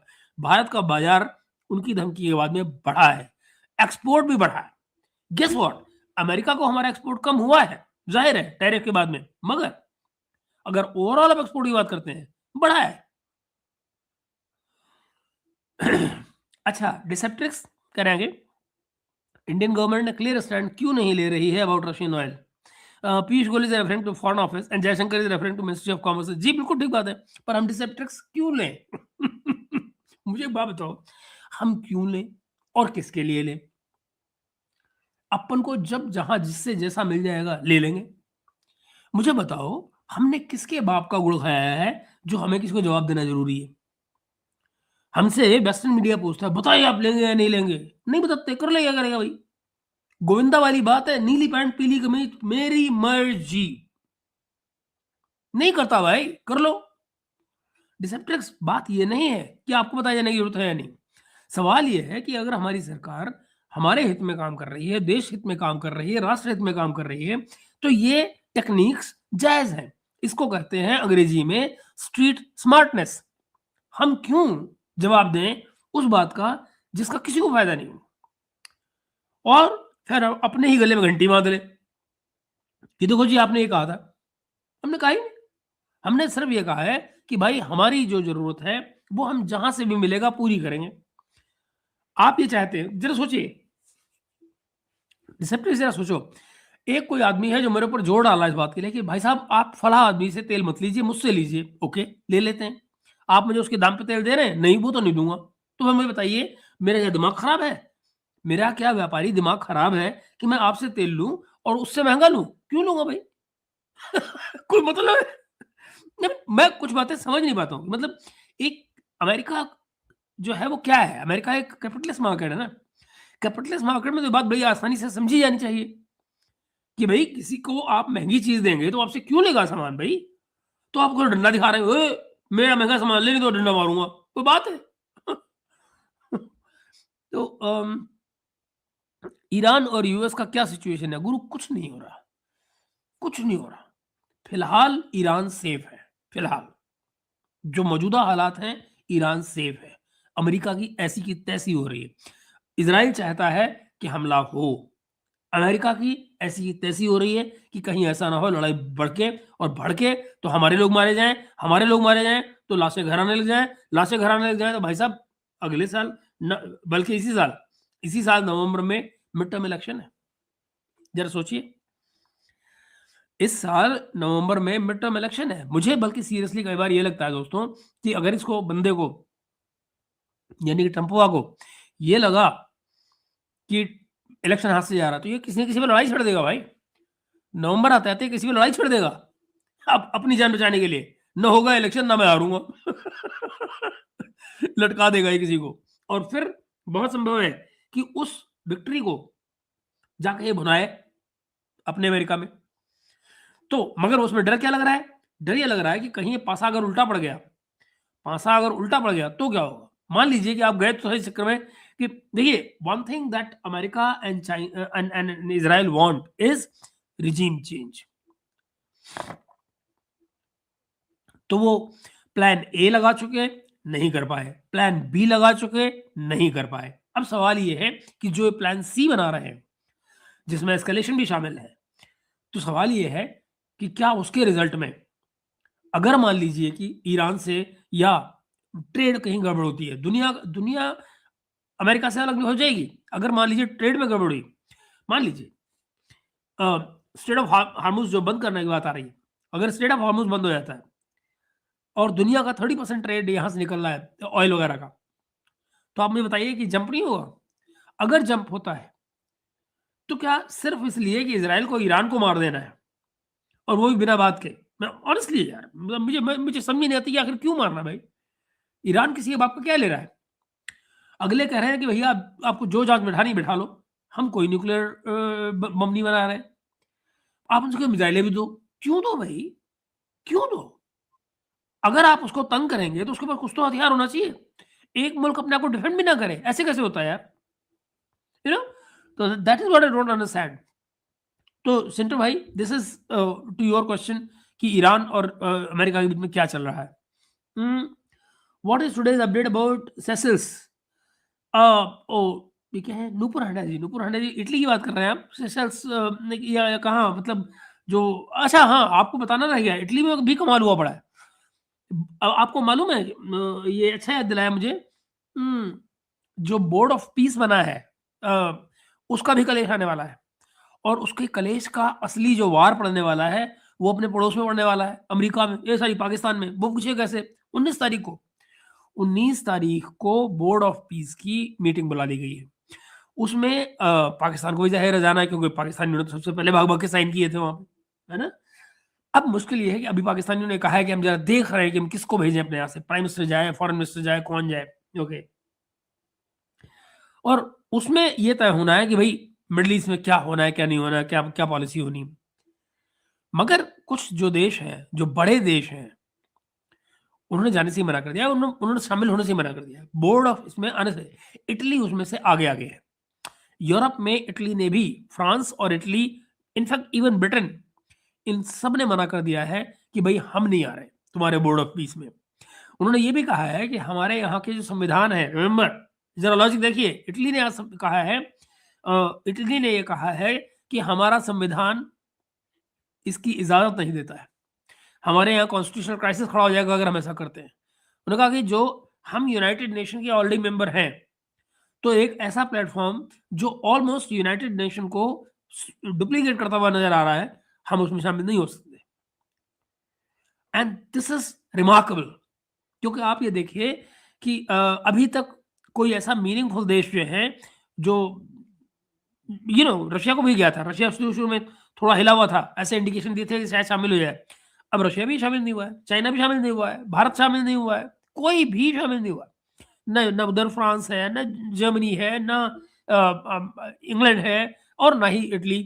तो आप देखिए कोई भी मेजर जो यूरोपियन मुल्क हैं, कोई भी नहीं शामिल हो रहा है। मेजर एशियन मुल्क कोई नहीं शामिल हो रहा है। तो 19 तारीख को आप ज़रा तमाशा देखिएगा कि आखिर ये बोर्ड ऑफ पीस जो बन रहा है, इसमें क्या होता है। दूसरी बात ये कि अब जब ट्रंप का सामना होगा शहबाज शरीफ से या इशाक डार से, जो भी वहाँ जाएगा, और वो उनसे कहेंगे कि बेटा तुमने तो मेरे यहाँ आके बकरा खाया था, हैं? वहाँ व्हाइट हाउस में बैठ के, तो बताओ तुम्हारी फोर्सेस गाज़ा जाएँगी या नहीं जाएँगी? सवाल ये है कि मना कैसे करोगे बेटा ट्रंप को? ट्रंप को ट्रंप के मुँह पे मना करके देखो, और देखो जीवन में कितना आनंद आता है। तो आने वाले दिन जो है दोस्तों, बड़े बड़े ही इंटरेस्टिंग होने वाले हैं, बहुत ही इंटरेस्टिंग। ओके, और सर इंडिया को भी ट्रेड डील्स अपने पार्लियामेंट से पास करानी चाहिए ट्रांसपेरेंसी के लिए, अच्छा होगा। बिल्कुल ठीक बात है, बिल्कुल। And I am pretty sure कि इसको लेकर जब भी नेक्स्ट पार्लियामेंट सेशन जो होगा उसमें बातचीत होएगी। ऐसा नहीं हो सकता है कि यूं ही कोई ट्रेड डील हुई और बाहरी बाहर निकल जाए। It has to be discussed in parliament, वो तो I am pretty sure of that, उसके बिना बात बन ही नहीं सकती। सर आपने सही बोला था कि जब भी इंडिया सिक्योरिटी से रिलेटेड एग्रीमेंट करता है चीमों को बहुत दर्द होता है। हाँ, आज भी अजीत डोवल कनाडा के पर हैं। जी बिल्कुल, ये बात सही है। और डोवल साहब कनाडा गए हुए थे, जाहिर है ये सबको पता है। और ये भी मालूम है कि कनाडा से हमारे कैसे रिश्ते हैं, खासकर ट्रूडो के टाइम पे जो बिगड़े वो कैसे बिगड़े। तो चीजें बेहतर हो रही हैं, देखना ये होगा। सब कुछ इतनी जल्दी हंकी डोरी नहीं हो जाएगा। मगर हाँ, कनाडा में चेंज तो आ रहा है, कुछ चीज़ें चाइना में कनाडा में बदल रही हैं। और दूसरी बात ये है, हमारे लिए भी अच्छा है कि हम अपने जो सिक्योरिटी कंसर्न्स हैं उनको कनाडा के सामने सामने रख दें और ये कह दें कि भाई यहाँ तक एक्सेप्टेबल हो सकता है, इससे आगे नहीं। आप देखिए, कोई भी देश, चाहे ऑस्ट्रेलिया की बात हो, चाहे बात कनाडा की हो, ये लोग अपने यहाँ जो फ्रीडम ऑफ एक्सप्रेशन है उसको बड़े एब्सर्ड तरीके से ग्लोरीफाई करते हैं। और मैं एब्सर्ड क्यों कह रहा हूं, क्योंकि दोस्तों देखिए, ये कोई बुराई नहीं है कि आप अपने देश में फ्रीडम ऑफ एक्सप्रेशन रखें, लेकिन अगर आपका फ्रीडम ऑफ एक्सप्रेशन का जो राइट है वो किसी और की जिंदगी के रास्ते में रोड़ा बन रहा है, या अगर आपका right of freedom of expression जो है वो वायलेंस को ग्लोरीफाई करने लग जाता है, then there is a serious problem. You can not glorify violence in the name of freedom of expression, ये नहीं हो सकता है। एंड ये जो अंतर है, ये अमेरिका का इसका कनाडा का प्रॉब्लम है। Canada has not been able to clearly define कि जो फ्रीडम ऑफ एक्सप्रेशन है वो कहाँ तक जायज है। दोस्तों देखिए, एक एक वो कहा जाता है ना, वो कि भाई आपका मुक्का जो है ना वो वहीं तक खूबसूरत है जब तक वो मेरे चेहरे पे ना है ना? जब तक आपके पास है बड़ा अच्छा है, मेरे चेहरे पर आएगा तो फिर अच्छा नहीं है, फिर वो बुराई है उसमें। This is how it is. ये सीधी सी चीजें हैं जो समझ में आनी चाहिए। एंड आई एम श्योर अगर कनाडा को यहाँ का बाजार चाहिए तो कनाडा को हमारे साथ सिक्योरिटी मामलों में कहीं ना कहीं कंप्रोमाइज भी करना पड़ेगा, हमारे साथ कोऑपरेट भी करना पड़ेगा। कंप्रोमाइज नहीं, कोऑपरेट करना पड़ेगा। ऐसे नहीं होता है कि आप वन वे ट्रैफिक चलाएंगे। एक महानुभाव ने कहा था कि अगर किसी ट्रेड डील के बाद दोनों पार्टी की शक्ल उतरी है तो मतलब है अच्छी डील हुई है। Good one, this is actually good one. Chandan भाई कह रहे आगे कि सर फिर यूरोप जैसा हाल हो जाएगा, महंगी एनर्जी। लेकिन जी बिल्कुल, बिल्कुल एग्जैक्टली। इसलिए ये बेहद इंपॉर्टेंट है कि जो एनर्जी का मामला है उसको प्रायोरिटी पर रखा जाए दुनिया में। देखिए ना, मैं आज सुन रहा था, नजम सेठी आज बात कर रहे थे अपने प्रोग्राम में, आज नहीं सॉरी कल कल बात कर रहे थे। क्या कह रहे हैं कि मैं सलाह दे रहा हूं पाकिस्तान की सरकार को कि जो हमारे यहाँ पर आईपीपीज यानी इंडिपेंडेंट पावर प्रोड्यूसर्स जो हैं वो एक्स्ट्रा बिजली बना रहे हैं और हम उसको इस्तेमाल नहीं कर पा रहे हैं और हमें उसकी वजह से उनको पैसे भी देने पड़ रहे हैं, सर्कुलर डेट हमारा बढ़ रहा है। तो हमको ये चाहिए कि वो तमाम की तमाम हम अमेरिका से बात करें और उनके डेटा सेंटर्स यहाँ खोल दें। उनकी जो तमाम कंपनियां हैं वो देखो कैसे डेटा सेंटर्स खोल रही है, कहीं इंडिया में, कहीं कहीं गूगल। हम उनको अपने यहाँ मंगा लेते हैं तो फिर उनको हमें बिजली दे देंगे। फिर आगे क्या कहते हैं, और फिर हमको सिक्योरिटी गारंटीज उनको देनी होंगी तो वो दे देते हैं। जरा सोचो मित्रों, एक मित एक एक कंट्री है पाकिस्तान जो खोलना तो चाह रहा है अपने यहाँ पर डेटा सेंटर्स, मगर सिक्योरिटी से डर रहा है।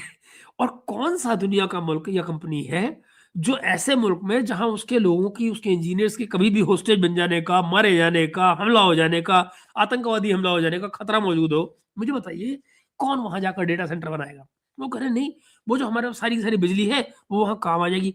क्या पता बल्कि वो जो हम जिस रेट में बिजली बेचते हैं उससे ज्यादा ही पैसे दे दें। आई मीन, आप जरा सोच कर देखिए, भले आदमी गधे कहीं के अगर कोई तुम्हारी चीज को, ज्यादा चीज को ले रहा होगा तो कम दाम पे लेगा या ज्यादा दाम पे लेगा? I mean, you know what to say about this bloody economics, कि पता नहीं कहाँ-कहाँ से सीख के आते हैं। ये वैसी ही इकोनॉमिक्स इनको आती है, ये जैसे चीमा के बेटे ने चीमा से पूछा कि आप जानते हैं कि पाकिस्तानी पॉपुलेशन कितनी है? कहता 250 बिलियन। 250 बिलियन, कर लो बात। 250 मिलियन। आई मीन कमाल है, 250 मिलियन। क्या बात है! ऐसे-ऐसे लोगों में पता नहीं। नहीं, 250 बिलियन सालों कर रहा था, कमाल है। एनीवे, चंदन कह रहे हैं सर इज़राइल भी अफोर्ड नहीं कर सकता, अफोर्ड नहीं कर सकता? अभी ईरान से लड़ना अफोर्ड अफोर्ड कह रहे होगे तुम, अच्छा, अफोर्ड नहीं कर सकता। बस ट्रंप के पे प्रेशर डाला है, लेकिन ट्रंप भी कुछ नहीं कर पा रहा है। ट्रंप इसलिए नहीं कर पा रहा है चंदन, क्योंकि जो चाइना और रशिया की सपोर्ट वहाँ आई हुई है, वो बहुत ज़बरदस्त है। और इनको नानी ये मर रही है कि अगर आपको वहाँ पर लोकल प्रोटेस्ट करवाने हैं और तो किसी न किसी को एक किस्म का ब्लॉकेड करना पड़ेगा इनको, ईरान का। तो ये बेसिकली अभी राइट नाउ जो कर रहे हैं वो ये कि एक किस्म से नेवल ब्लॉकेड की तैयारी कर रहे हैं। तो या कम से कम ऐसा नज़र आ रहा है कि नेवल ब्लॉकेड जैसी तैयारी कर रहे हैं, मिडल ईस्ट में जाकर अपने वॉरशिप्स को खड़ा कर रहे हैं, ठीक है ना? मगर सवाल ये है कि क्या इनको बेसिकली डर ये भी लग रहा है ना कि हम मान लीजिए कि इधर को आ जाते हैं, हार्मोज़ की तरफ आ जाते हैं, स्ट्रेट ऑफ हार्मोज़, और स्ट्रेट ऑफ हार्मोज़ में आते हैं और वहाँ कहीं माइन स्वीपर्स लगाने की ज़रूरत पड़ती है या क्या? तो वहाँ जो अगल-बगल के पहाड़ है, अगर आप स्ट्रेट ऑफ हार्मोज़ का हालत देखें तो दोनों तरफ के जो हिल्स हैं, अगर कहीं वहाँ से फायर शुरू हो गया, तो क्या होगा? मतलब एक वॉरशिप को डूबने के लिए कोई बहुत ज़्यादा एफर्ट थोड़ी करनी पड़ेगी फिर, यू नो? एक हिट लगा, उसी में कबाड़ा हो जाएगा। और दूसरे कि जो बैलिस्टिक मिसाइल्स हैं, उनको आप कैसे रोकोगे? इज़राइल की बैलिस्टिक मिसाइल्स मान लीजिए आपको ऊपर टपकने लग गई, तो आपका सिस्टम बियॉन्ड अ पॉइंट तो काम नहीं कर पाएगा, ले नहीं पाएगा, और फिर आपका वॉरशिप का क्या बनेगा? भगवान ही मालिक है। डोंट फॉरगेट, बैलिस्टिक मिसाइल्स की बात आए तो रफली 300 के से ज़्यादा बैलिस्टिक मिसाइल जो है वो ईरान के पास है आज की तारीख में। दैट्स व्हाट डेटा इज़, हो सकता है इससे ज़्यादा ही हो। ओके, एंड देन डिसेप्ट्रिक्स आगे क्या करें कि सर बहुत लोग एंटी बीजेपी हो गए हैं आफ्टर दैट न्यू। ये बात सही है, मैंने भी ये चीज़ नोटिस की है। People are talking about that BJP इस बात का गलत फायदा उठा रही है कि दूसरे ऑप्शंस नहीं है। What do you think? I agree with that, I agree with that to a great extent. मुझे सीरियसली यूजीसी का जो मामला था, I seriously had problems with that, to be honest. So I do believe in what you're saying. Agree completely with Receptrix. मुझे seriously लगता है, मुझे ये भी लगता है कि कहीं न कहीं हिंदुओं को भी फॉर ग्रांटेड लिया जा रहा है कि वाक़ई कहाँ जाओगे बेटा, you know? Najam Sethi and Cheema एक टीवी पर रोता है दूसरा एंड देन फ्लेक्स भाई कह रहा है कि सर वेस्ट में फ्रीडम ऑफ एक्सप्रेशन नहीं है, फ्रीडम ऑफ एक्सप्रेशन का इल्यूजन है। 160 odd people were gelled in UK for writing against Starmer on social media. बिल्कुल ऐसा ही है। चंदन भाई फॉरगेटिंग त्रार साहब, सही बात है। ओके, चले मित्रों, हमारा घंटा भी हो गया और फ्लेक्स, अरे फ्लेक्स फ्लेक्स कुछ कह रहे हो फ्लेक्स भाई, वो तकला तरार दिख नहीं रहा है उसको, चीमा बहुत कम यूज कर रहा है। हाँ नहीं, वो पिछले दिनों वो कहाँ आ रहा है आजकल, एक तो उसके पास जा रहा है, वो क्या नाम है, वो जो अमेरिका में कन्या रहती है, आलिया, आलिया शाह, उसके पास जा रहे हैं। और आई थिंक पीछे वहां भी गए थे, वो शकील भाई के पास भी गए थे वो, शायद ऐसा मुझे लगा। नूपुर हांडा जी कह रहे हैं sir what is the secret deal between America and Bangladesh, please explain. बेटा सीक्रेट डील नूपुर, इसमें कुछ नहीं है, बड़ी ऑब्वियस सी डील है।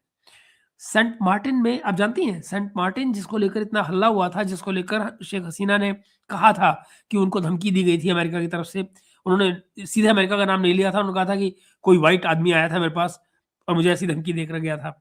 आप जानते हैं समय पर सेंट मार्टिन में अमेरिकन सोल्जर्स के जाने पर कोई पाबंदी नहीं है, उसके अलावा तमाम बांग्लादेशियों को सेंट मार्टिन में इस समय पर जाने पर रोक लगा दी गई है। अब आप मुझे बताइए कि क्या सब कुछ आपको नॉर्मल नजर आता है?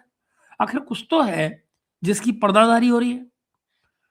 क्यों सेंट मार्टिन पे इस समय कोई बांग्लादेशी नहीं जा सकता है?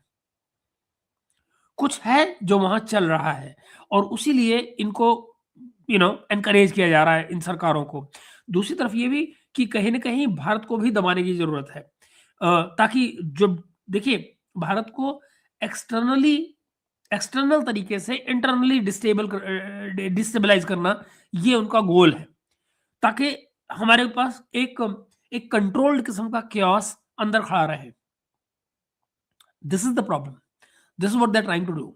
तो एक तरफ उन्होंने आसिम मुनीर को प्रमोट कर रखा है, तो दूसरी तरफ उन्होंने ये जमात के लोगों अब देखो आपको मालूम होगा शायद कि बांग्लादेश में जो पार्टी है जमात इस्लामी को भी अमेरिका ने पिछले दिनों आके मुलाकातें की और ये इस बात की सपोर्ट के इंडिकेशंस आए हैं कि वो जमात के साथ को सपोर्ट दे सकते हैं अमेरिकन्स। इमेजिन सी कीजिए। और अमेरिकन्स का ये पुराना इतिहास है कि हमेशा जो रेडिकल एलिमेंट्स होते हैं ये उनको स्पेशली अपनी बाउंड्री से दूर बॉर्डर से दूर जो देश है वहां ये सपोर्ट करते हैं ऐसे एक्सट्रीमिस्ट एलिमेंट्स को जिनको ये अपने मुताबिक चला पाए और फिर वहां क्योस खड़े करते रहे। तो ये कंट्रोल्ड क्योस करने की जो चाहत है वो कॉन्टिन्यूसली बनी हुई है। मुझे लगता है कि ये शकील अभिजीत रोहित इन सब ने अपना ग्रुप बना रखा है सब एक दूसरे के साथ। कोई बात नहीं चंदन चंदन दो ना गोली मारो अपने को क्या। हाँ अभिषेक मिश्रा की बात कर रहे हैं बिल्कुल ठीक है कोई नहीं क्या है। सब फेयर इलेक्शन होंगे बांग्लादेश में 26 फरवरी नूपुर। आप उम्मीद कर सकते हो बट मुझे एक बात बताओ कि ऐसे इलेक्शन को फेयर कैसे कहा जा सकता है जो मेन पॉलिटिकल पार्टी के बिना कराया जा रहा हो। तो आई रियली डोंट अंडरस्टैंड कि वो उस इलेक्शन को इलेक्शन भी कैसे कहा जाए जिसमें जो मेन पार्टी है अवामी लीग को तो आपने बाहर ही निकाल रखा है। आप उसको तो मेन स्ट्रीम में कॉन्टेस्ट ही नहीं करने दे रहे हैं। तो जरा सोचिए कि अवामी लीग जिसका एक अच्छा खासा बड़ा वोट बैंक है बांग्लादेश में, वो वोट बैंक जो है या वो जो वोटर है वो कहाँ जाएगा, किसको वोट देगा? क्योंकि दूसरे लोग जो है वो उसकी पार्टी की आइडियोलॉजी के खिलाफ है। खालिदा जिया, तो खालिदा जिया की पार्टी अगर इलेक्शन जीतती है उसको तो उनके वोट देने का मतलब ही नहीं बनता। दूसरे लोग कौन है? जमात इस्लामी। जमात इस्लामी है। तो यानी कि अगर कोई आदमी लिबरल एथोस के साथ काम करता होगा, डेमोक्रेटिक एथोस के साथ काम करता होगा, तो वो जमात को तो वोट नहीं दे देगा। तो ही इज़ बेसिकली वो कहीं का नहीं रह गया। अपनी सरकार या अपनी पार्टी जिसको सपोर्ट करता है लिबरल डेमोक्रेटिक वैल्यूज़ के लिए, वो है नहीं, उसको बैन कर दिया गया और बाकी सब जो हैं, उनको वोट नहीं दे सकता है। तो दैट इज़ सो मुझे लगता है ये अपने आप में नूपुर इतना अनफेयर है कि उस इलेक्शन को फेयर कहना कम से कम मेरे नज़रिए में तो मुश्किल है। मुझे नहीं लगता कि वो कहीं से फेयर बनता है। चलिए मित्रों मेरे ख़्याल से आपके कमेंट हो गए? जी, हो गए। ओके, चलिए मिलते हैं हम फिर अगले प्रोग्राम में कल सवेरे और फिर तब तक के लिए इजाज़त आपसे। नहीं सर कल जापान का इलेक्शन है। जी, हुए हैं। हाँ, मेरे ख़्याल से रिज़ल्ट अभी शायद नहीं आया है। But I have to check. Nupur तुम बहुत इंटरेस्ट ले रहे हो, मुझे बहुत अच्छा लग रहा है। मुझे खुशी है कि तुम इंटरनेशनल अफेयर्स में इंटरेस्ट ले रहे हो। बहुत I am very happy. I am very happy. I will encourage you to do that more. And thank you for keeping me on the toes. अच्छा लगता है जब कोई ऐसे सवाल पूछता है ना जिसके लिए मुझे रिसर्च करनी पड़े दाएं बाएं देखना पड़े तो खुशी होती है। लगता है हाँ आपको आपको कुछ जरा मेहनत करनी पड़ेगी। So thank you Nupur.